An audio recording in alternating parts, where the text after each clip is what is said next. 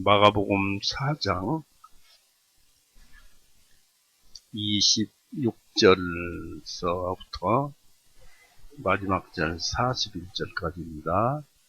마가복음 4장 26절에서부터 41절까지 같이 읽어보시겠습니다. 읽습니다. 주님께서 말씀하시기를 하나님의 왕국은 마치 한 사람이 땅에 씨를 뿌려 놓은 것과 같으니 그가 밤낮 자고 깨고 하는 중에 그 씨가 싹이 나고 자라나지만 어떻게 그리 되는지 모르는 것과 같으니라. 이는 땅이 스스로 열매를 맺기 때문이니 처음에는 싹이 나고 다음에는 이삭이요 그 후에는 이삭 안에 곡식이 가득하게 되느니라. 그러나 열매가 맺으면 그가 즉시 낫을 대나니 이는 추수할 때가 왔기 때문이라 하시니라. 또 주님께서 말씀하시기를 우리가 하나님의 왕국을 무엇에 비교하랴? 우리가 그것을 무엇에 비교하랴?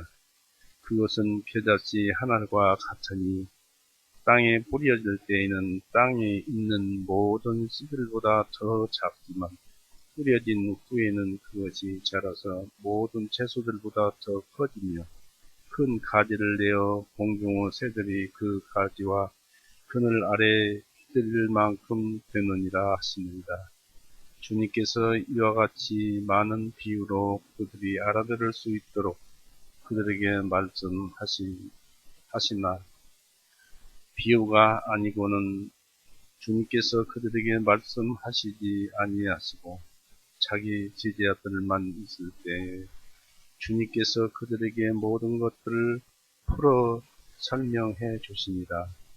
그날 저물 때 주님께서 제자들에게 말씀하시기를 우리가 건너편으로 건너가자 하시니 그들이 무리를 보낸 후에 주님을 배 안에 계신 그대로 모시고 가니 거기에 다른 작은 배들도 주님과 함께 하였더라. 거기에 큰 폭풍이 일어나 파도가 배 안으로 덮치므로 이제 배에 물이 가득하게 되었더라.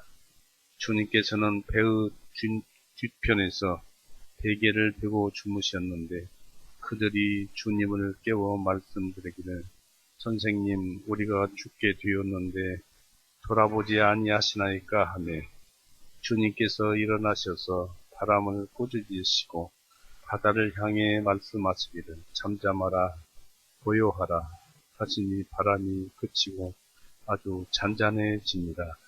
주님께서 그들에게 말씀하시기를 어찌하여 너희는 이렇게 무서워하느냐 어찌 너희가 믿음이 없느냐 하시니 그들이 심히 두려워하며 서로 말하기를 이분이 어떤 분이시기에 심지어 바람과 바다까지도 그분께 복종하는가 하니라. 같이 기도하시겠습니다. 언제나 사랑 가운데서 우리를 지켜주시고 또 굽어 살펴보시며 은혜를 한없이 보내주시는 하나님 아버지, 오늘도 이렇게 우리를 이곳에 불러 모으시고 주님의 말씀을 듣게 하여 주시오니 참으로 감사합니다. 주님의 말씀 속에 생명이 들어있고 주님의 말씀 속에 우리의 살 것이 들어있고 주님의 말씀 속에 온갖 보화가 다 들어있음을 우리는 말씀 속에서 주님의 말씀에 의해서 깨달아 알게 됩니다. 이 말씀에 의해서 우리가 깨달아 알아들을 때 우리의 남은 인생 어떻게 살아야 할 것인가를 가르쳐주는 줄 압니다.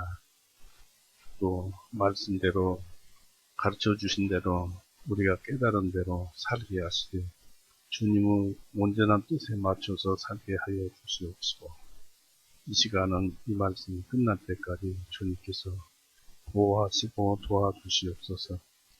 언제나 우리를 사랑하시고 지켜주시는 또 변호하신 우리의 구세주 예수 그리스도 이름으로 아버지께 기도 올려 싸움나이다.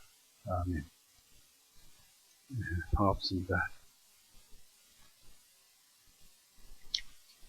이 마가복음 4장 말씀은 바다에서 풍랑을 만나서 바다를 건너가는 그 제자들의 그 두려움과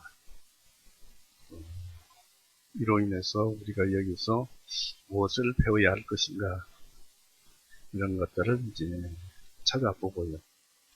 그 다음에 하늘왕국 여기에서 이제 성경에서 가르쳐 주는 대로 이 말씀에 의해서 비교해서 또 우리가 찾아봅니다.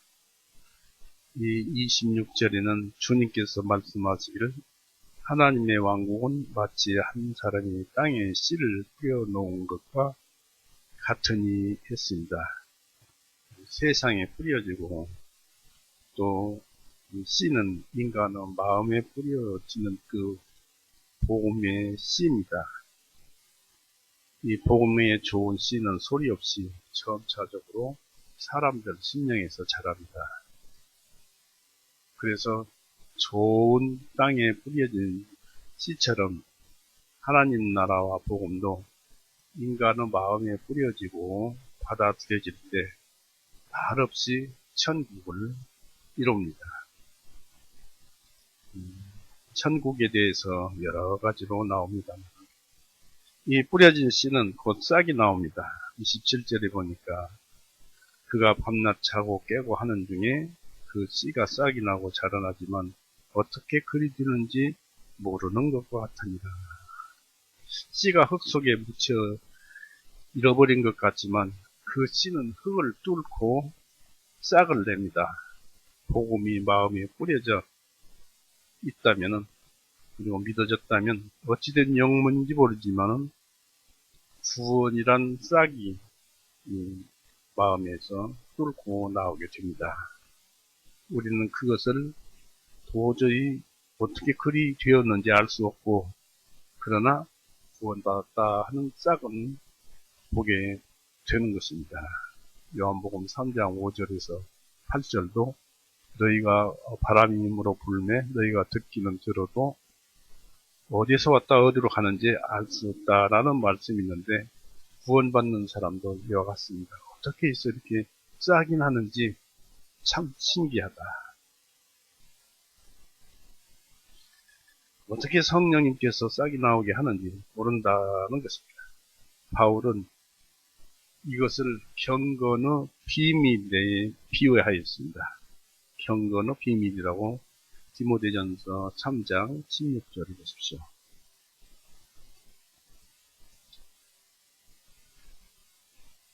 디모데전서 3장 16절. 위대하도다 경건의 신비하며 논쟁의 여지가 없도다. 하나님께서는 육신으로 나타나셨고 성령님 안에서 의롭게 두셨으며 천사들에게 보이셨고 이방인들에게 선포되시어 세상에서 믿음 받으시고 영광 가운데로 올리우사 영접을 받으셨느니라. 이것을 우리가 믿지요. 믿음을 가지고 있지요. 구원받는 사람. 이것이 이제 우리 마음속에서 경건을 불러일으키는 것입니다. 그래서 이 경건의 뜻이라는 것은 성경의 경건이란 이 뜻은 우리 그 속마음, 우리 마음 속념을 끊고 마음을 하나님께 온전히 맡기고 하나님을 기쁘게 하려는 생활과 율법에 충실하려는 심정과 생활까지를 말합니다. 복음은 사람의 심령 속에서 이와 같은 싹을 나오게 합니다. 여기에서 하나님의 위대하심을 봅니다. 복음을 뿌렸더니 디모데전서 3장 16절 같은 그런 마음이 우리 마음에 싹을 틔우고 구원으로 드러날 것이죠. 이 복음은 싹을 자라게 하고 열매를 맺게 하는데 또 복음 전하는 자도 말씀이 싹이 나고 열매를 맺게 하지만은 실제는 아무것도 할 수 없고 이 일은 오직 하나님께서만 하십니다.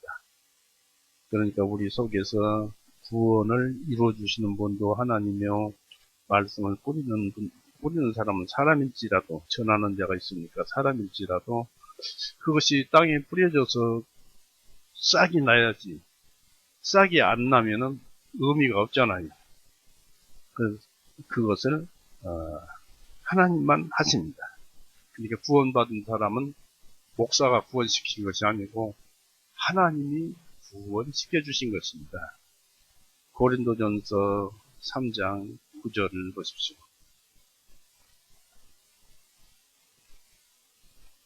고린도전서 3장 9절. 5절서부터 볼까요?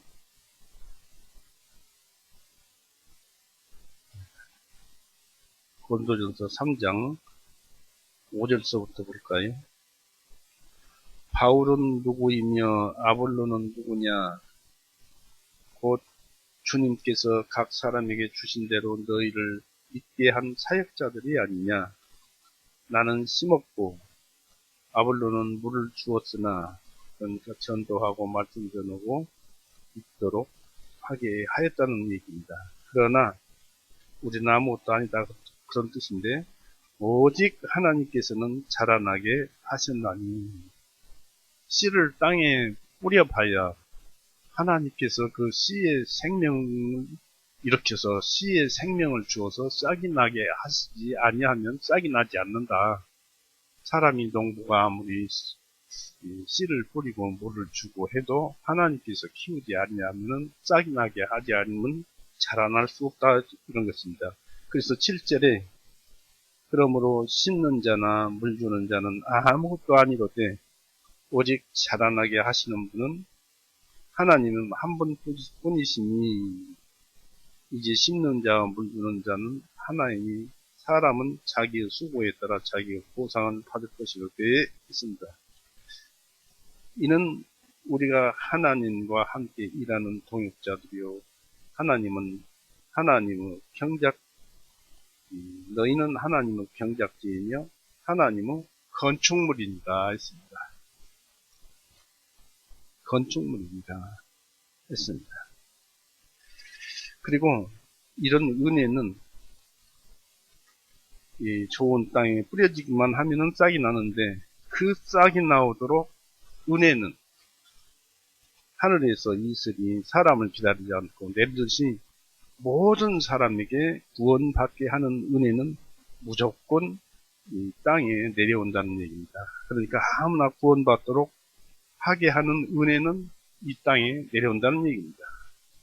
미가서 찾아보시죠.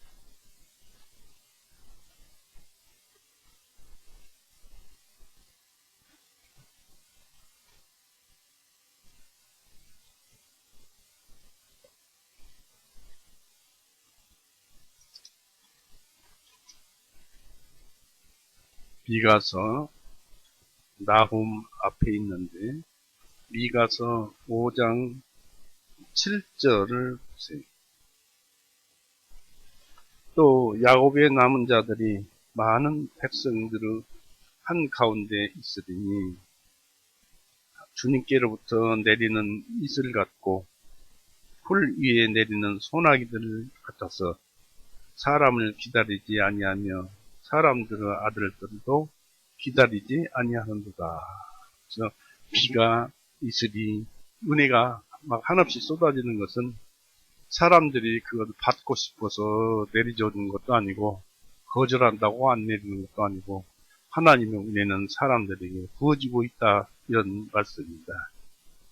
그렇게 해서 그런 능력에 의해서 사람도 복음의 씨를 받으면 싹이 나고 구원을 받게 된다는 말씀입니다. 그 다음에 이제 이 복음이 뿌린 씨는 자라나서 처음에는 싹이요, 다음에는 이삭이요, 다음에는 충실한 곡식이라고 28절에 말을 합니다.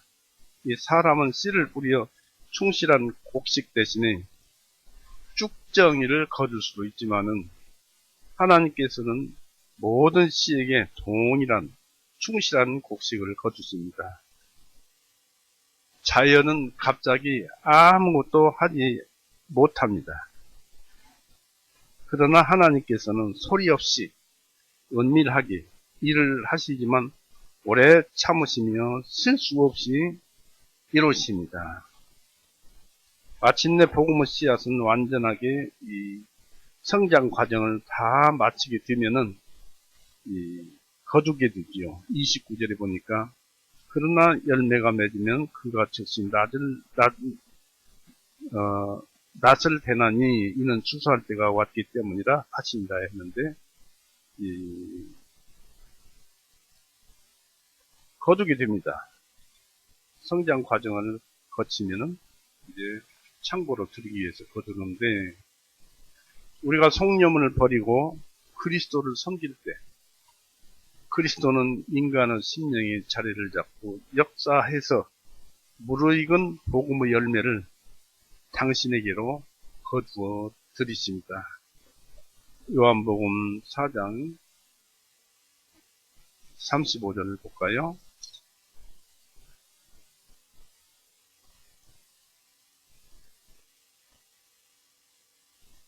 요한복음 4장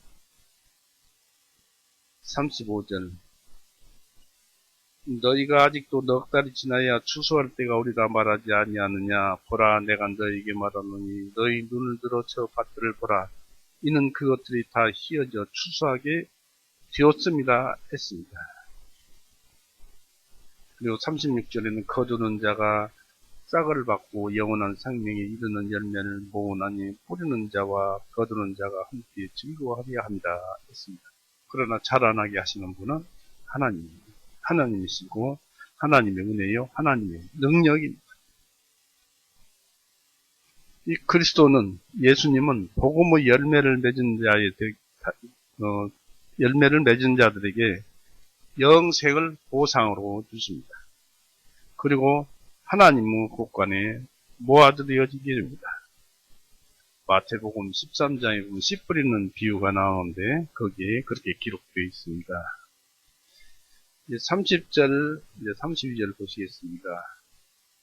이 30절에서 32절은 이 하나의 은혜의 역사는 시작은 미약하지만 결국은 창대하게 된다는 것입니다. 하나님의 나라는 메시아에 의해 수립되어야 했습니다. 하나님의 나라는 예수님에 의해서 만들어져야 했다는 것입니다. 복음이 그분에게서 뿌려지기 때문입니다. 그리스도는 하나님의 나라를 어떻게 설명한지 혼자 생각하시다가 비유로서 설명을 하셨습니다.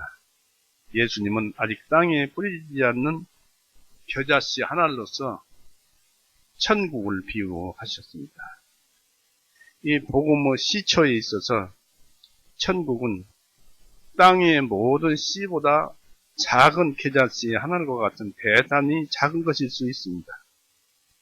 그리스도 교회가 이 땅에서 시작된 것은 120명의 성도에 의해서 처음에 이 지구상에서 시작되었습니다. 사도행전 1장 15절.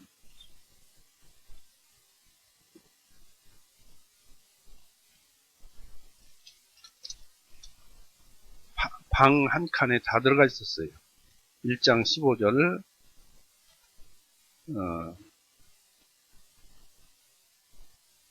그 무렵에 베드로가 제자들 가운데 일어서서 말하기를 함께 모인 자들의 이름의 수가 약 120명이더라 했습니다. 이 1장을 잘 보면은 한 방에 다 모였습니다. 이게 적었어요. 이스라엘 백성이 애굽에 가나안에서 애굽에 내려갔을 때 수는 70명 정도였습니다. 야곱과 함께 그 가족의 수가 70명 정도였습니다. 바로 사람의 손만한 작은 구름과 같은 것이 나중에는 창대히 커졌죠. 열왕기상 18장 44절에 엘리야를 통해서 보여줍니다. 이 사도들의 복음 전도에 의해서 거대한 역사가 이 땅에 일어났습니다. 하나님의 왕국은 이처럼 창대해졌습니다. 그러므로 하나님의 나라는 교회이다는 것입니다. 지금까지 말씀의 뜻에서 교회이고 또 복음이고 하나님과 함께하는 사랑, 곧 의와 화평, 하나님과 함께하는 사랑, 곧 의와 화평과 희락의 세계인 것입니다. 로마서 14장 17절에도 천국은 의와 화평과 희락이라고 사도 바울은 기록해 놨는데, 하나님의 말씀 곧 복음이 천국이에요. 하늘나라예요. 그래서 그것을 사도 바울은 고린도전서 13장을 표현해서 이렇게 말을 하죠. 찾아볼까요? 고린도전서 13장.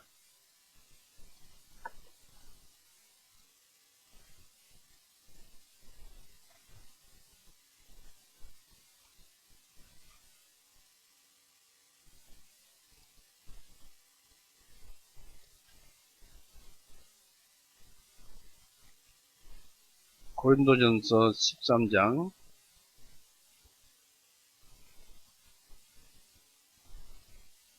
12절 보십시오. 고린도전서 13장 12절. 지금은 우리가 거울을 통하여 희미하게 보나 그때에는 얼굴을 마주하여 볼 것이요. 지금 내가 부분적으로 하나 그때에는 내가 알려진 것 같이 나도 알게 되리라 했습니다. 이 무슨 뜻이냐면, 희미하게 보지만 그때는 얼굴을 마주 볼 것인데, 예수님을 마주 볼 것인데, 지금은 내가 부분적으로 알지만 그때는 내가 알려진 것 같이 나도 알게 되리라.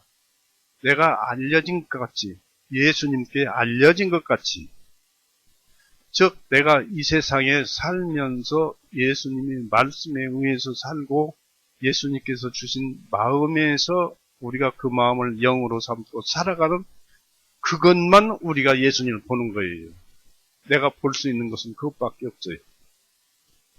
말씀대로 살고 또 우리가 서로 사랑하고 살고 하는 예수님의 사랑과 그 전체를 볼 수 있는 것은 우리가 이 세상에서 배운 것, 성경 말씀에서 배운 것, 그것이, 그러니까 나의 나 된 것은 하나님의 은혜로다 하는 것은 말씀을 믿고 따르고 하나님을 섬기고 말씀을 섬기는 그것이 나입니다.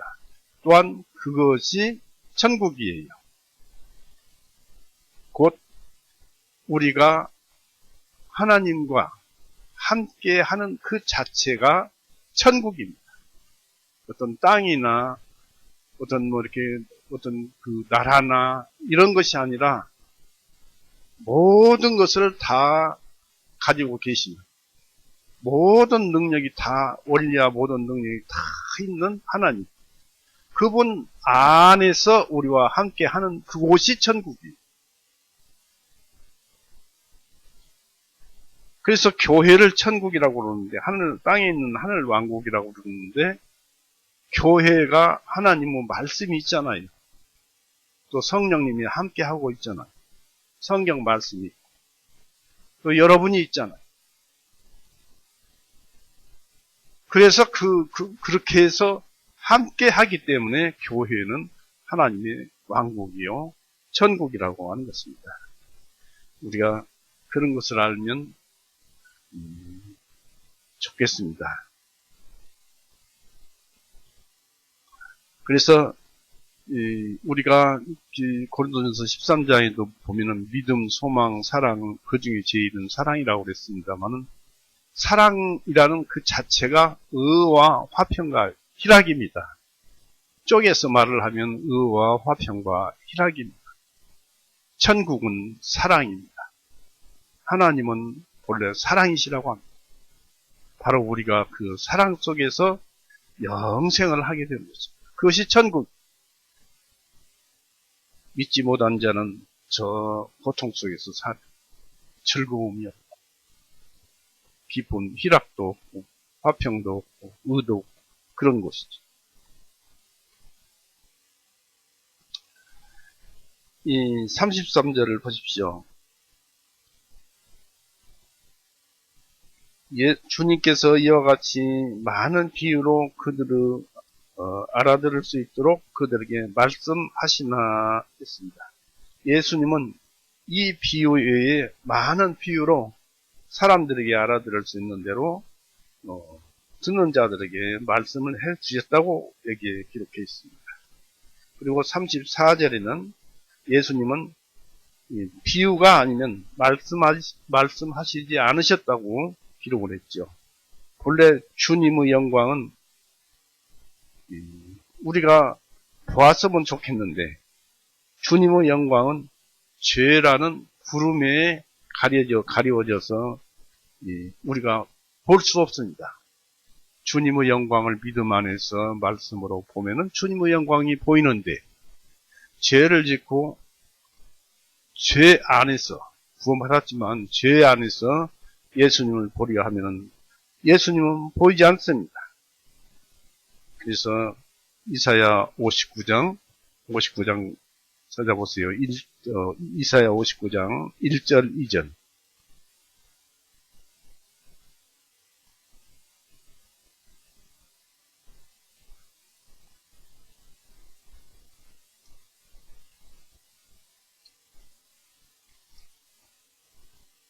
우리가 주님을 못 보는 이유도 여기가 있고, 구원받지 못한 자들이 하나님을 뵙고 죄사함을 받아야 하는데 그렇지 못한 이유도 여기에 있습니다. 이사야 59장 1절 2절. 보라, 주님의 손이 짧아져서 구원하지 못하심도 아니요 그분의 귀가 둔하여 듣지 못하심도 아니라 오직 너희 죄악들이 너희와 너희 하나님 사이를 나눴고 너희 죄들이 그분의 얼굴을 너희로부터 가리었기 때문에 그분께서 듣지 아니하시더라. 이렇게 기록되었습니다. 그래서 우리는 될 수 있으면 말씀에 의해서 선하게 살아야 합니다. 하나님께서는 말씀 자체를 우리에게 말씀 자체가 선으로 만들어졌기 때문에 말씀 자체에 젖어 있으면 그 사람은 선한 사람입니다. 이 하나님께서는 인간들의 언어로 말씀하심으로 우리가 주님의 말씀이신 그 의미를 처음부터 바로 이해할 수는 없어도, 즉 하나님은 하나님의 언어가 있는데 인간들의 언어로 말씀하심으로써 우리가 하나님의 말씀이신 그 말씀이 그 뜻을 처음부터 바로 이해할 수는 없어도 점진적으로 깨닫게 해주는 것입니다. 지자들은 이 비유의 의미를 처음에는 잘 알지 못했지만은 이 제자들에게 풀어줌으로써 나중에 그들 스스로 이 비유를 이해하게 되었던 것입니다. 우리는 씨 뿌리는 비유 예수님으로부터 직접 그 비유의 해석을 예수님으로부터 직접 듣지 못했지만은 온 세상에 교회가 확장되고 각 나라마다 있고 또 번성을 볼 때 바로 이 번성이 씨 뿌리는 비유 말씀이라는 것을 우리에게 그렇게 교회의 번성이 해석을 해주고 있습니다. 하늘왕국이 그렇게 지구상에 온통 퍼져 있다. 넓혀지고 있다는 것입니다. 교회는 하나님의 왕국입니다. 예수님이 계시고 곧 하나님이 계시고 말씀이 있고 우리는 말씀에 닮아가잖아요.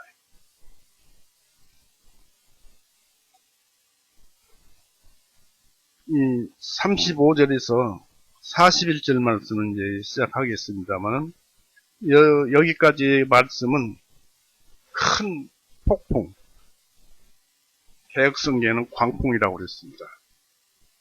광풍이 불어서 물결이 배에 부딪혀서 배로 넘어 들어오니까 배에 물이 가득 차게 되니까 기겁을 한 것이죠.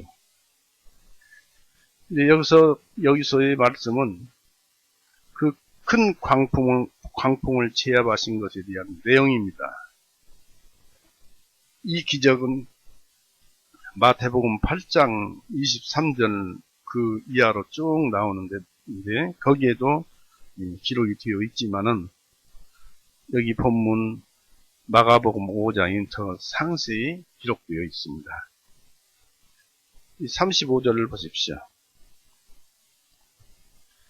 그날 저물 때 주님께서 제자들에게 말씀하시기를 우리가 건너편으로 건너가자 하시니 그랬습니다. 이 그날이라는 것은 4장 1절 보세요. 마가복음 4장 1절.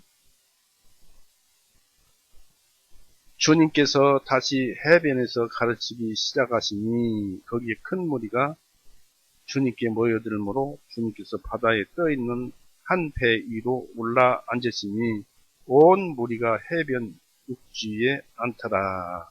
그래서 주님께서 비유들로 그들에게 많은 것들을 가르치시고 교리를 말씀하시기로 했습니다. 여기에서 그날 일찍이 해변에서 많은 무리들을 가르치시는데 배 타고 가르치셨어요. 이 그날입니다. 온종일 말씀을 전하는 예수님을 보게 됩니다. 설교를 끊임없이 하시고 그날 좀 쉬셔서 하루 저녁을 주무셔야 할 텐데 날이 저물 때 이 35절 보니까 그날 저물 때 저녁 때 주님께서 제자들에게 말씀하시기를 우리가 건너편으로 건너가자. 이 건너편은 어디냐면은 가다라 지방입니다. 바로 다른 책에는 내관이 귀신 들렸다고 하고 또 한 사람만 귀신 들렸다고 하는데 마가복음 5장에 보면은 1절에 1절 보세요. 마가복음 5장 1절. 그들이 바다로 가서 가다라 사람들의 지방으로 들어갔더라. 주님께서 배에서 내리시자 곧 거기에 한 더러운 영에 사로잡힌 어떤 사람이 무덤 사이에서 나와서 주님을 만나니 이 사람이 군대 귀신이 들린 사람이에요. 아무도 그를 제어할 수가 없었어요. 이렇게 흉악한 귀신 들린 사람인데 묶어놔도 소용없고 4절에 보니까 족쇄와 쇠사슬로 그를 묶었으나 그 쇠사슬을 끊고 족쇄를 산산부수서 아무도 그를 억제할 수 없었더라. 그런데 예수님께서 날이 저물어서 건너편으로 가자 하는 이 지방으로 가셔서 가시는 목적이 무엇이냐면 이 귀신 들린 정신 나간 완전히 그 귀신에게 군대 귀신 들려서 자기의 영혼을 뺏겨버린 이 사람을 고쳐주시기 위해서 가신 것입니다. 그러므로 인해서 이 사람이 나중에는 이제 고침을 받죠. 이 군대 귀신을 쫓아내고 그래서 그 가다라 지방에 전도자로 남게 되는 사건입니다만은 그러기 위해서 그 일이 시급했든지 시간을 때를 맞추시려고 그랬든지 예수님께서는 그날 날이 저물 때 가자 하신 것입니다. 이 예수님은 온종일 말씀을 전하시고 가르치시고 수고하셨지만은 휴식 대신에 당신의 일을 계속 하셨음을 보여줍니다. 이 본을 따라야 할 우리는 하늘나라에 가기까지는 이 땅에서 만족스러운 휴식을 생각하지 말라는 교훈을 주시는 것으로 이해할 수 있습니다. 그러니까 평생 힘들고 고통스럽고 고생스러운 것은 예수님의 본을 따르는 것이니까 불평불만하지 말고 참고 믿음 안에서 살아가자는 얘기죠. 그러므로 예수님이 타고 계신 그 배는 어떤 위험에 처해 있더라도 예수님께서 배에 계심으로 그 배는 특별한 예수님의 관심 속에서 안전할 것이었습니다. 예수님께서는 당신에게 주어진 시간을 낭비하지 않으시려고 바다를 건너자 하셨죠. 특히 아까도 말씀을 드렸습니다만 마가복음 5장에서 악령 들린 사람을 구원하시는 데서 예수님께서는 할 일이 있었다는 것입니다. 우리는 예수님처럼 그리스도를 섬기는 일에 부지런해야 하고 그 본을 받아야 할 것입니다. 하루 종일 말씀을 전했는데 웬만한 사람은 쉬지요. 즉 우리가 누가 구원을 받도록 복음을 전하자 할 때는 밤낮을 가리지 말자 그런 얘기도 됩니다. 이 36절 보십시오. 그들이 무리를 보낸 후에 주님을 배 안에 계신 그대로 모시고 가니 거기에 다른 작은 배들도 주님과 함께 하였더라. 이제 주님을 좋아하는 다른 사람들도 작은 배를 타고 그 배를 뒤를 따라서 예수님을 따라왔어요. 그 제자들이 가버나움에서 설교를 했는데 거기에서 제자들이 그 설교가 마친 다음에 무리를 다 보내기까지는 바다로 나가지 않았습니다. 건너편 바다라 지방으로 나가지 않았습니다. 곧 그들 아무에게도 그들이 헛되이 참석했다고 불평하면서 돌아가도록 하지 않으셨던 것입니다. 예수님께서 이 세상에 오신 것은 복음을 선포하고 복음으로 명령하고 복음으로 축복하시기 위해서 오신 것입니다. 태초에 말씀이 계셨느니라. 이 말씀은 하나님이시라. 이 말씀이 육신이 되셔서 이 땅에 오셨어요. 이 말씀이 예수님의 육신이 말씀이면은 육신 자체가 말씀이어야 하는데 예수님의 육신 몸이잖아요. 그 몸이 말씀이 육신이 되셔서 오셨다. 이 몸이 무슨 말씀입니까? 바로 이 몸은 우리 죄를 용서하시기 위해서 희생 제물로 드리기 위한 하나님의 말씀이었어요. 제사율법의 희생 예물이었어요. 그 희생 예물로 어린 양으로 이 세상에 오신 것입니다. 그리고 그분께 성령님이 임함으로써 그 일을 수행해서 골고다에서 피 흘리고 죽으심으로써 그 육신으로 인해서 우리의 죄를 모두 용서해 놓으셨을 뿐 아니라 세상의 모든 죄들을 다 용서해 놓으셨습니다. 바로 이분이 바로 예수님입니다. 그분께는 말씀이시고 또 말씀으로 오셔서 몸이 되었고 성령님으로 인해서 말씀이 임했기 때문에 말씀이 한없이 있으신 분이고 또 본래 예수님은 말씀으로서 하나님의 지혜였습니다.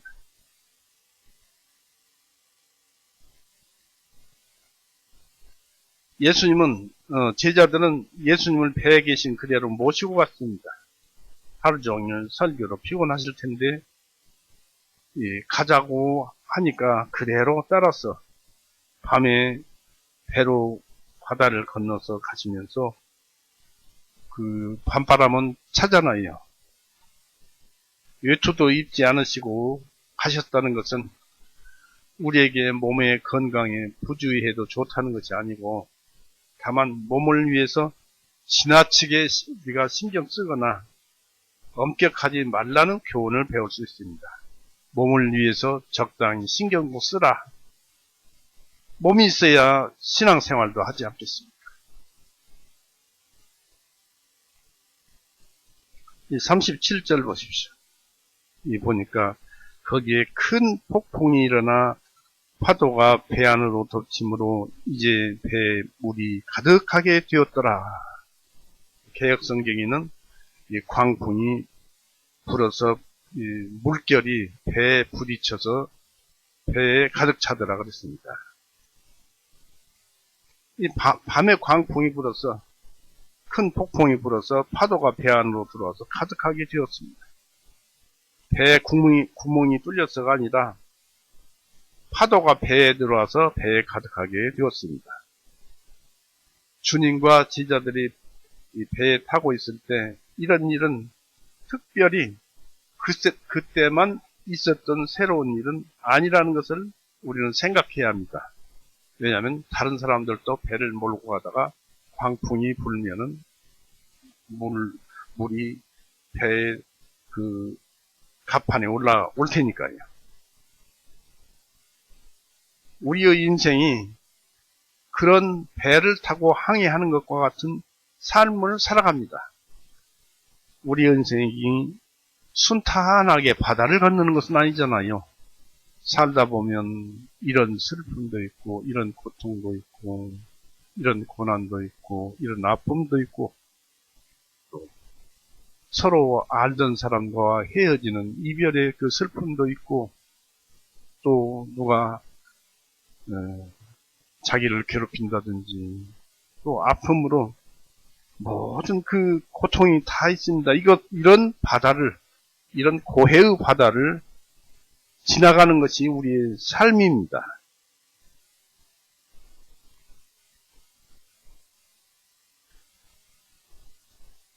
우리에게 걱정이 언제 있었는가 하면 그 걱정 대신에 새로운 근심 걱정으로 쌓이고, 또 평안하다가도 갑자기 어떤 그 고난과 환난이 다가옵니다.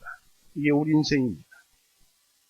이럴 때 보통 사람은, 구원을 받지 못한 사람은, 믿음이 없는 사람은 어쩔 줄을 몰라 합니다. 이게 무엇 때문에 어쩔 줄을 몰라 할까요? 히브리서 2장.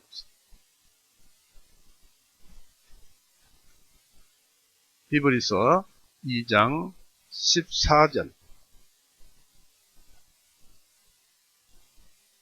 15절까지 읽어봅니다. 히브리서 2장 14절 15절 자녀들은 살과 피에 함께 참여하는 자들이 되는 것 같이 그분 자신도 같은 모양으로 참여하는 자가 되심은 자신의 죽으심을 통하여 죽음의 세력을 가진 자인 그 마귀를 멸망시키시며 또 죽음을 두려워하여 일평생 매여 종노릇하는 모든 자들을 건져내려 하십니다. 예수님께서 죽음 때문에 항상 그 죽음에 매여서 내가 죽을까 살까 이런 것에 매여서 종노를 한다 이것입니다. 당장 그 가난한 자는 공사 현장에 가서 일을 해야 합니다. 날품을 팔아야 합니다. 왜 그럽니까? 굶어 죽을까 봐서. 그렇게라도 일 안 하면 굶잖아요. 그런 것에 염려하지 말라는 것입니다. 뭘 먹을까, 무엇을 입을까 염려하지 말고 먼저 너희는 하나님의 나라와 그 의를 구하라고 그랬습니다. 하나님과 함께하면 어떻게 해서든지 먹을 것을 주시고 살 방도를 내시고 길을 가르쳐 주십니다. 이 믿는 자들은 그런 그 희망이 있고 욕망이 있는데 구원받지 못한 자들은 어찌할 바를 모릅니다. 내가 이게 죽겠는데 그래서 더 큰 죄를 저지르게 됩니다.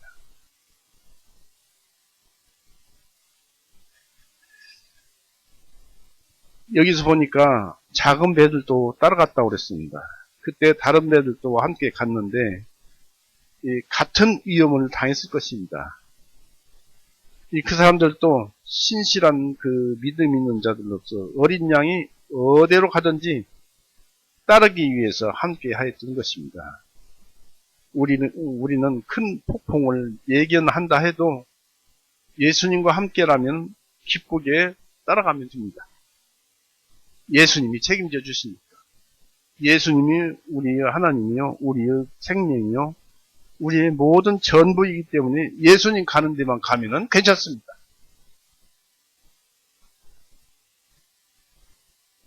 (38절을) 보십시오. 주님께서 배의 뒤편에서 베개를 베고 주무셨는데 그들이 주님을 깨워 말씀드리기를 선생님 우리가 죽게 되었는데 돌아보지 아니하시나이까 하네 그랬습니다. 여기서 이 배의 뒤편에 그랬는데 개역성경에서는 배의 고물에 베개를 베고 주무셨는데에서 이 고물이라는 것은 선장자리입니다. 키를 조종하는 선장자리인데 거기에서 누가 마련해 줬는지 베개를 베었어요. 그래서 베개를 베고 주무셨더라.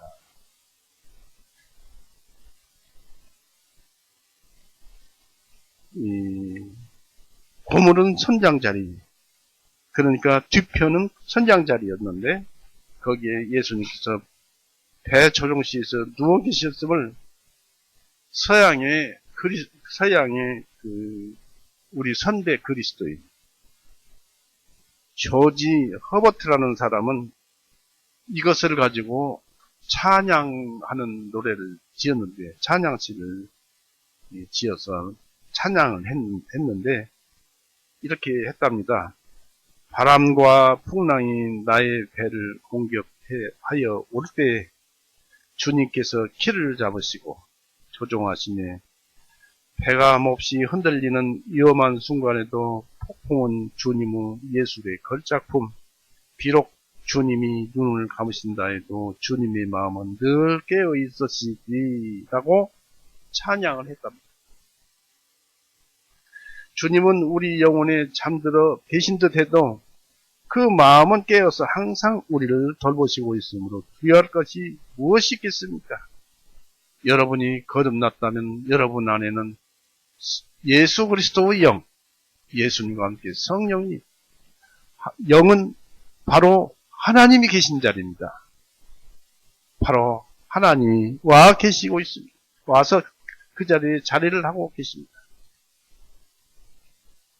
그래서 그분이 우리 마음에 와 있다면은 우리는 두려워할 것이 없어요. 염려할 것도 없어요. 예수님께서 고물에서 선장 자리에서 대기를 배우고 주무시는데 예수님을 위해서 누군가가 준비해 놓았을 것이라는 얘기입니다. 피곤하니까 그렇게 준비를 했겠죠. 그리고 예수님께서 배에서 주무신 것은 제자들을 욥처럼 시험해서 그들에게 기도의 마음을 일으키기 위해서였습니다.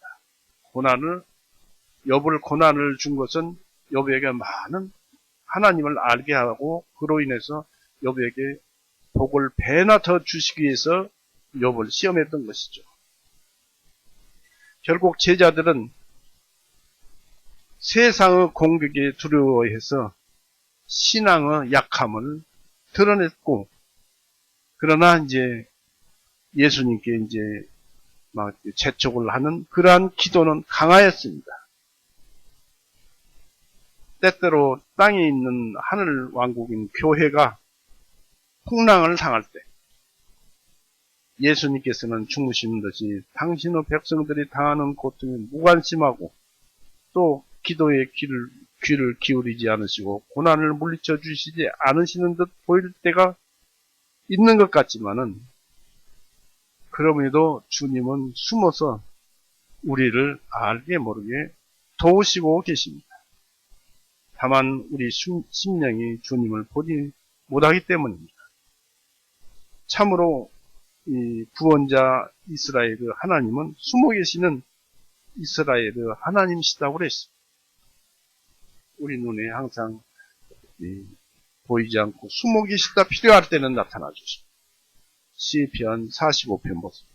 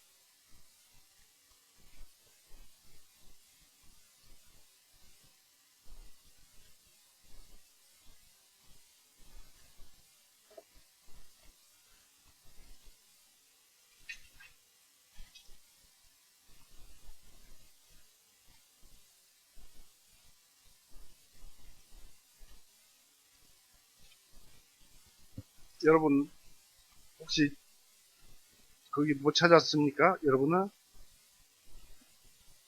시편 45편에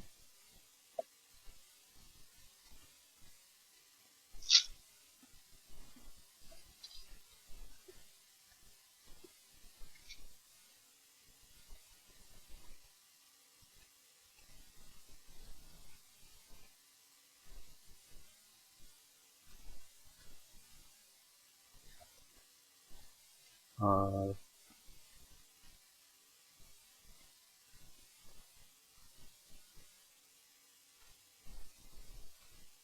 이, 이 개역 성경과 킹제임스 성경과의 그 차이점도 있고, 또 제가 아직 이것을 이제 다음에 찾아봐야 되겠습니다. 그때 다시 한번 찾아서 말씀을 드릴게요. 하나님은 숨어 계시는 하나님이십니다. 그러므로 비록 더딜지라도 기다리면 지체하지 않고 도우실 것입니다. 하박국을 보시죠.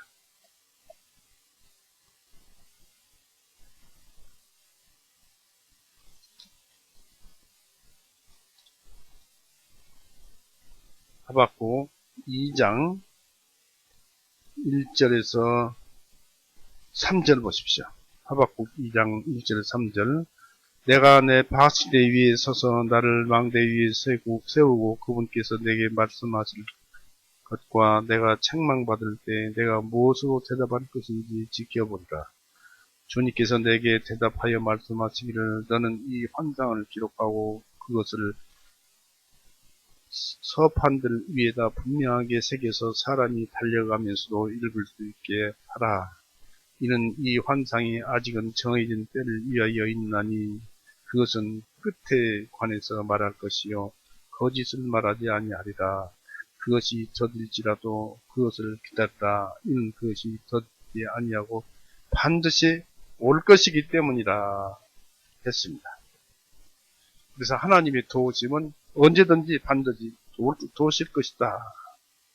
우리 교회가 비록 지금은 이렇게 심지 등잔불에 심지불 같지만은 언젠가는 전주에서 유명하고 세상에 따지는 유명이 아니라 복음으로서 유명하고 진실된 그 행위와 믿음이 유명한 그런 교회가 될 것입니다.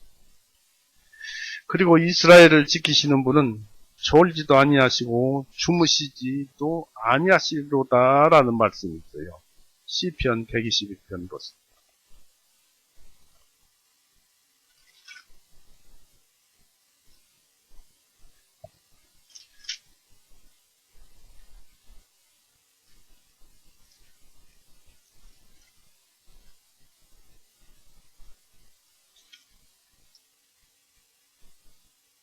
시편 121편 3절 4절입니다. 그분께서 너의 발이 미끄러지지 아니하게 하실 것이며 너를 지키시는 그분께서 졸지도 아니하시리로다. 보라, 이스라엘을 지금 교회가 이스라엘이에요. 이스라엘을 지키는 그분께서는 졸지도 아니하시고 주무시지도 아니하시는도다. 그래서 항상 우리를 지켜주실 것입니다. 또 지켜주시고 계십니다. 이 아가서에 보면, 솔로몬의 아가서를 보면은 그 아가서의 신부처럼 자더라도 마음은 깨어 있다라고 아가서에 기록된 부분이 있습니다. 항상 하나님은 깨어서 교회를 두고 살펴보시고 계십니다. 이 제자들은 예수님과 함께 하였기 때문에 용기는 잃지 않았습니다. 파도에 쳐서, 파도가 배에 밀려오니까 부딪혀서 넘어오니까 용기는 잃지 않았습니다. 그러나 그들의 최선의 노력은 배의 노를 젓는 것보다는 기도의 노를 열심히 저어야 한다고 생각을 했습니다. 그래서 그들에게는 어떤 큰 폭풍이 불어와도 예수님이 계시면 배가 침몰할 수는 없었습니다. 예수님을 깨웠어요. 예수님을 깨우는 것은 우리의 기도입니다. 이 하나님께서 나타나신 덤불 속에 아무리 맹렬하게 불부터 태울지라도 그 덤불은 소멸되지 않았습니다. 출애굽기 3장 2절에 나오죠. 모세를 불렀을 때 덤불에서 불이 붙었지만 하나님과 함께 있었고 그 덤불이 아무리 타도 덤불은 하나도 거슬리지 않고 불도 타지 않았습니다. 이처럼 아무리 우리 주위에 곤란과 환란이 닥쳐와도 우리가 하나님과 함께하면 손해볼 것이 아무것도 없다. 그러니 이 제자들은 주님께서 원하시기 전에는 예수님을 깨우지 말아야 했습니다. 예수님도 욕심을 입고 피곤해서 주무셨지만 어찌 파도 치는 것을 모르겠습니다. 주님께서 원하시기 전에는 깨우지 말아야 했는데 그러나 제자들은 도저히 두려워서 견딜 수가 없어서 주님을 깨웠습니다. 그 당시에는 이것이 기도입니다. 그러나 우리가 견딜 수가 없더라도 또 무엇을 어떻게 해야 할지 모를 때에도 우리의 눈은 주님만 바라봐야 합니다. 힘들고 어렵고 막 위험이 닥쳐와도 주님만 바라봐야 합니다. 역대하 보십시오.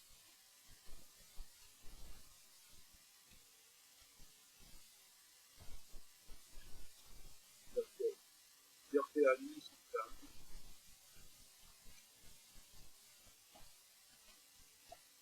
역대하 20장 12절서부터 봅니다.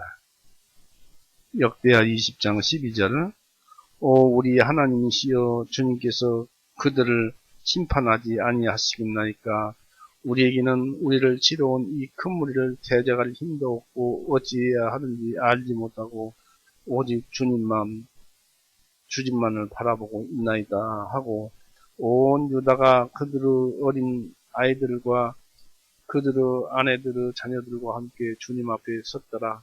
그때 주님의 영께서 회중의 한가운데 이사부 아들들 중 한 네일 사람 마따냐의 현손이요 여이에드 증손이요 보나야요 손자요 스가랴의 아들인 야하시엘 위에 임하시니 그가 말하기를 너희 온 유다와 너희 예루살렘의 거주민들과 너 여호사밧 왕이여 너희는 귀를 기울여 들으라. 주님께서 너희에게 이같이 말씀하시기를 이 큰 무리를 인하여 너희는 두려워하지 말고 놀라지 말라. 이는 전쟁이 너희에게 속한 것이 아니라 하나님께 속하였기 때문이다. 이 무슨 말씀입니까? 모든 싸움은 하나님께 속해 있는 것입니다. 그러나 우리의 모든 생활, 삶, 우리 살아가는 모든 것이 하나님 전쟁인데 하나님께 속한 것이니까 하나님만 믿고 따라가면 다 승리하면서 살 수 있다 이것입니다. 그렇지 않습니까? 살아가는 것 전부가 전쟁이잖아요. 이 전쟁은 하나님께 속한 것이에요. 하나님께서 다 이겨내 주십니다. 하나님만 바라보고 살면 되는 것입니다. 하나님께서 갈 길을 알려줍니다. 시험 당할 때쯤에서 피하게 하시거나 그 시험을 감당할 수 없을 때는 우리를 들어 올려서 시험을 넘어가 버리게 해주시는 분이에요. 하나님이십니다. 이 주님께서 우리 안에 영원히 함께 하시는 한 우리가 아무리 어려운 곤경이 이를지라도 신앙의 곤경에는 이르지 않는 것입니다. 믿음을 잃어버릴 수는 없다는 거죠. 38절 보십시오. 주님께서 벼 두 편의 베개를 베고 주무셨는데 그들이 주님을 일깨워 말씀드리기를 선생님 우리가 죽게 되었는데 돌아보지 아니하시나이까 하네 그렇습니다. 이 말은 주님을 깨운다기보다는 주님과 동행한 것을 후회하는 듯한 말투로 들릴 수가 있습니다. 그러죠? 우리가 죽게 되었는데 돌아보지도 아니하시나이까? 라고 힐책하는 듯한, 나무라는 듯한 제자들은 이 얘기죠. 그러나 그들의 두려움이 얼마나 컸던가를 생각하면은 일견 이해가 되지만은 제자들은 그런 질문으로 해서 큰 잘못을 저지르고 말았습니다. 예수님은 하나님이시요 성령님이 함께 하셔서 절대 무관하신 분이 아니십니다. 모든 것이 그 예수님으로 인해서 시작된 것입니다. 말씀으로 인해서 시작된 것입니다. 예수님 안에는 말씀이 있었어요. 몸 안에는 말씀이 있었어요.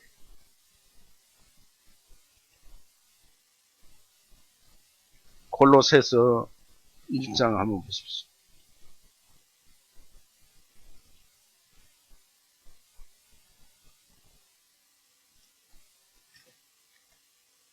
골로새서 1장 15절 17절.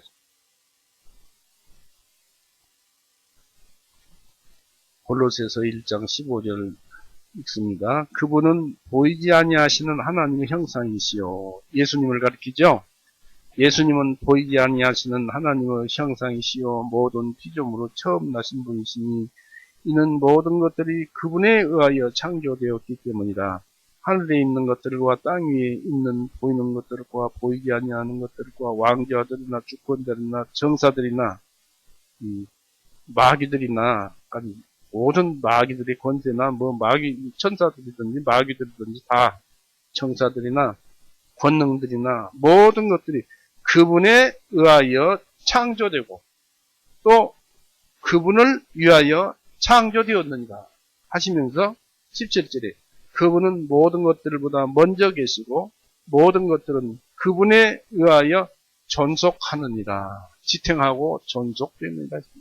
모든 것이 말씀에 의해서 예수님에 의해서 존속하는데 그까지 그 광풍이 풍랑이 불어서 파도가 배에 부딪혀서 물이 가판에 올라온다 한들 그것을 예수님께서 조종하시는 게 무슨 상관이 있습니까? 일평생 살면서 무서운 광풍이 몰려쳐와도 그게 무슨 상관입니까? 예수님은 소관인데 예수님만 믿고 예수님께 기도하면 됩니다.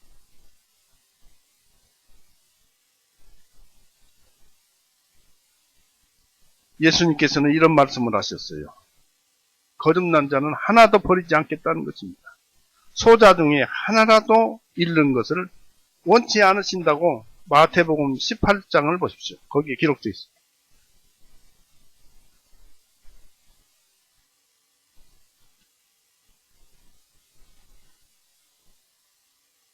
마태복음 18장 13절에서 14절을 볼 수 있습니다. 만일 그가 그 양을 찾으면 진실로 내가 너희에게 말하노니 그가 길을 잃지 아니한 그 99마리보다 그 양을 더욱 기뻐하리라. 예수님이 찾은 한 마리 양은 이제 막 구원받은 양입니다.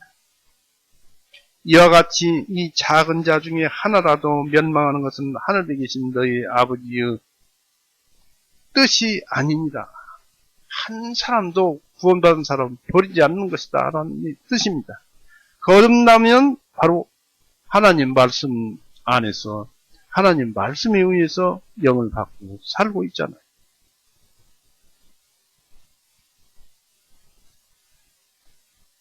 39절에는 주님께서 일어나셔서 바람을 꾸짖으시고 했습니다. 마가복음 4장 39절에 주님께서 일어나셔서 바람을 꾸짖으시고 바다를 향해 말씀하시기를 잠잠하라 고요하라 하시니 바람이 그치고 아주 잔잔해지니라 했습니다. 우리의 약한 마음이 능히 안정치 못하고 요동하는 바다와 같으면은 예수님은 이와 같은 꾸지람으로 명령해 주십니다. 그러면서 잠잠하라, 고요하라고 말씀하십니다. 그러면 고요해집니다. 우리의 욕망이 거세게 파도치고 안정되지 못할 때 예수님께서 우리 그 악한 마음을 꾸짖으시고 잠잠하라, 고요하라고 명령하고 있음을 잊지 말아야 합니다. 핑계대지 말고 경솔하지 말고 잠잠합시다. 고난의 폭풍이 아무리 요란해도 예수님 말씀 한마디면은 잠잠케 할 수 있습니다. 우리의 삶이 어떤 고난과 폭풍이 불어와도 우리가 예수님께 간절히 기도하고 예수님을 붙들면 예수님께서 응답을 해주시면 다 해결되는 것입니다.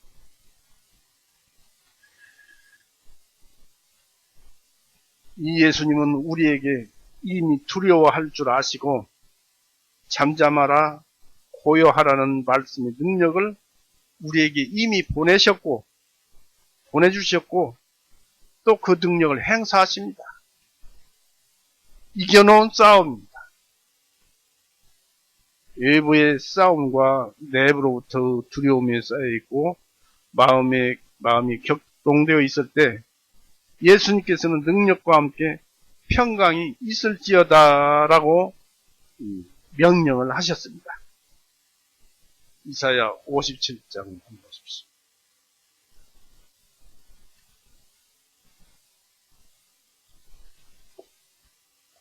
이사야 57장 18절 19절. 그러니까 우리가 힘들고 어려울 때 이와 같은 말씀을 하시는 분은 하나님이신데 이 말씀은 회전하는 그림자도 없고 어제나 오늘이나 동일하시고 항상 같은 말씀이고 항상 같은 능력이고 항상 같게 말씀해 주시는 분이 18절 19절 보십시오. 57장 내가 그의 길들을 보았으니 그를 고쳐주리라. 또 내가 그를 인도하여 그와 그의 슬퍼하는 자들을 위로를 회복시켜주리라. 내가 입술로 열매를 지었으니 평안하라. 멀리 있는 자와 가까이 있는 자도 평안하라. 내가 그를 고쳐주리라. 주가 말하노라. 이 말씀 오늘날도 그대로 살아서 움직입니다. 말씀이 살아서 움직일 뿐만 아니라 그 능력이 하나님의 입에서 나온 전능하신 분의 능력이 우리에게 역사하고 있습니다. 그걸 못 찾아가져서 우리가 못 찾아서 누리지 못하니까 문제지요. 기도로서 찾아가지면 되는 것입니다. 예수님은 여기서 당신 자신이 하나님이심을 증거하고 계십니다. 바다를 만드신 분이 바다를 조용하게 하시고 귀를 만드신 분이 말씀을 알아듣고 눈을 만드신 분이 눈으로 볼 수 있는 것입니다. 마음을 만드신 분이 마음을 다 하시고 바다를 만드신 분이 바다를 조용하게 하시고 영혼을 만드신 분이 어찌 우리 영혼을 평화롭게 못하시겠느냐 이것입니다. 그래서 40절에는 주님께서 그들에게 말씀하시기를 어찌하여 너희는 이렇게 무서워하느냐 어찌 너희가 믿음이 없느냐 하시니 하였습니다. 이 말씀이 마태복음 8장에 아까 23절 이하에서 나온다고 그랬죠. 26절에 어찌하여 무서워하느냐 하셨고 여기서는 어찌하여 너희가 이렇게까지 무서워하느냐라고 더 상세히 기록되어 있습니다. 네, 마가복음이 먼저 기록되었다고 합니다. 그리고 다른 복음들은 마가복음을 참고하였다고 그러는데 이 마가복음은 그렇게 먼저 기록되었다고 하는데 제자들이 믿음이 없어서 예수님께서 책망하신 것이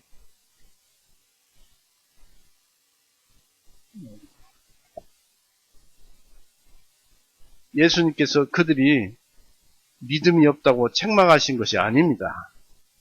왜냐하면 제자들은 예수님이 그리스도시요 살아계신 하나님의 아들이심을 믿었던 것입니다. 40절 다시 보십시오.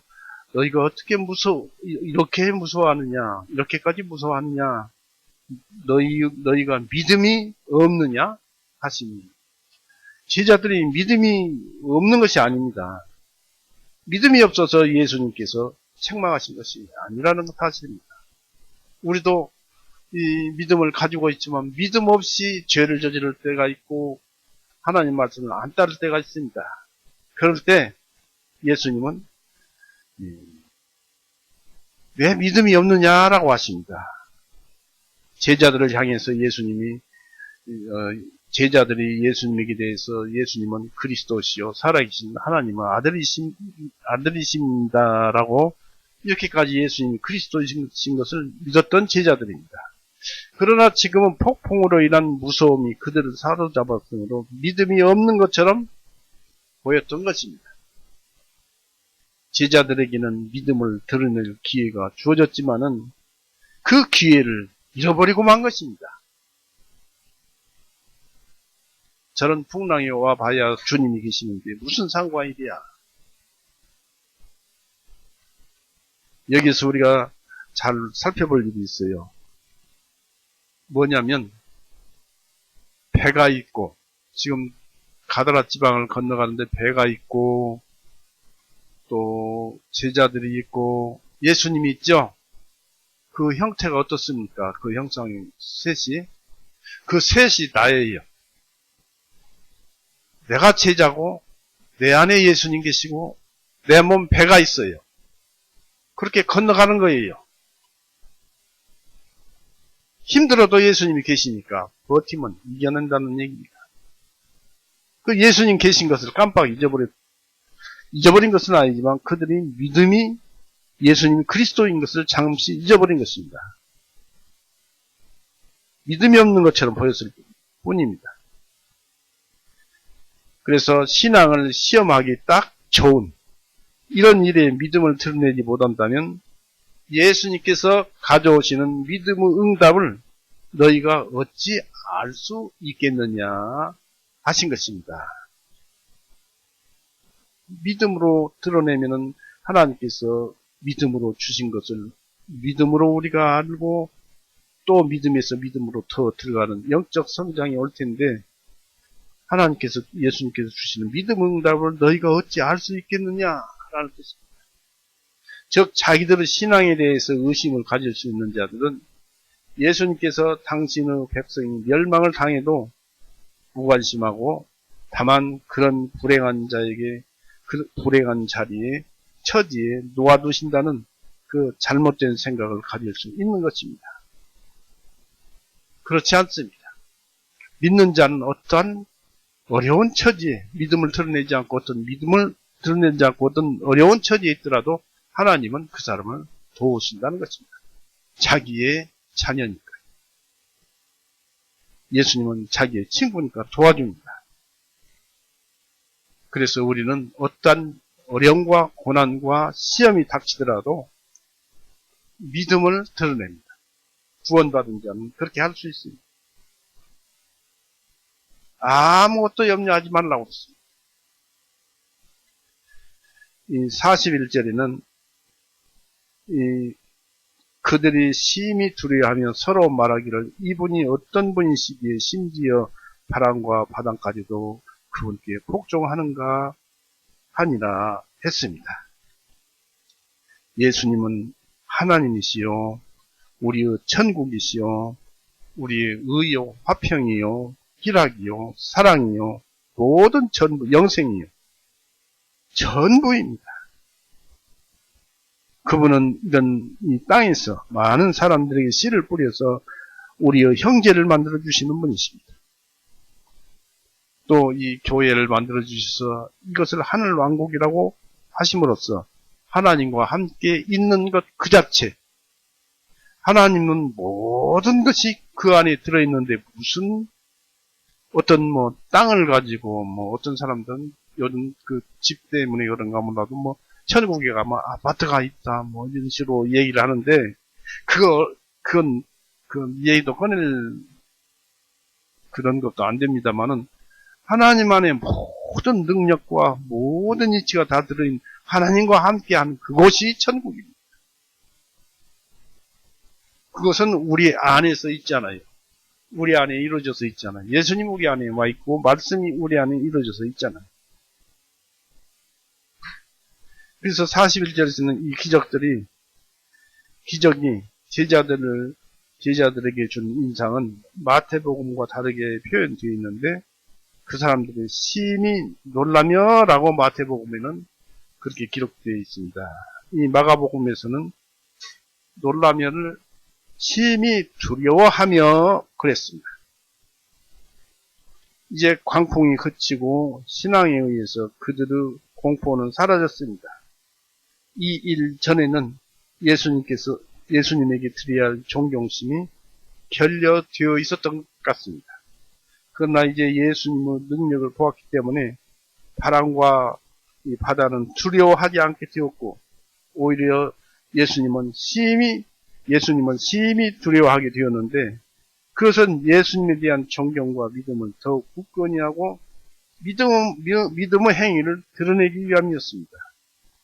하나님은 우리 심령을 두렵게 하신 다음에 우리에게, 즉 다시 말해서 우리의 심령을 두렵게 하신 다음에 우리를 겸손하고 낮아지게 하신 다음에 은혜롭게도 감동을 주시고, 그 감동 속에서 하나님은 우리를 만나주십니다. 우리가 참 그때는 청량한 마음이 들고, 그때 하나님을 만나게 느껴집니다. 눈으로 보는 것이 아니고 영으로 보는 것입니다. 영으로 손을 잡는 것입니다. 그래서 이제 우리는 다가오는 어떤 두려움이나 시험을 이게 무서워하고 두려워하지 말고 믿음을 드러내는 삶을 살아갑시다. 오늘은 이렇게 해서 마칠까 합니다.